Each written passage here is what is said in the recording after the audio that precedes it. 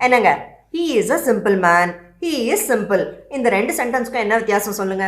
he is a simple man அப்படின்னு simple என்ற அட்ஜெக்டிவை man என்ற வார்த்தைக்கு முன்னாடி போட்டு சொல்லும்போது அதுக்கு அர்த்தம் அவர் ரொம்ப எளிமையான மனிதர், அவர்கிட்ட எந்த பகட்டும் கிடையாது அப்படின்ற பாசிட்டிவ் மீனிங் வரும். ஓகே. இதுவே he is simple அப்படின்னு சிம்பிள் என்ற அட்ஜெக்டிவை இஸ் என்ற பி வெர்புக்கு அடுத்து போட்டு முடிச்சிட்டோம்னா அதுக்கு அர்த்தம் ஒரு விஷயத்தை புரிஞ்சுக்கிற அளவுக்கு அவருக்கு புத்திசாலித்தனம் இல்லை அப்படின்ற நெகட்டிவ் மீனிங் வரும்.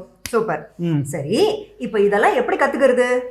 வெறும் கிராமர் மட்டும் கத்துக்கிட்டா இதெல்லாம் வேலைக்கு ஆகாது. இதெல்லாம் தெரிஞ்சுக்க முடியாது. நிறைய புக்ஸ் படிக்கணும், ரீடிங் ஹேபிட்டை வளர்த்துக்கணும். Very good. அப்பதான் லாங்குவேஜ் பத்தின ரொம்ப நுட்பமான விஷயங்களை நம்ம தெரிஞ்சுக்க முடியும். லாங்குவேஜ் சரளமா பேசி எழுத கிட்டத்தட்ட 10 லாங்குவேஜ் பேராமீட்டர்ஸ் இருக்கு. என்னென்ன?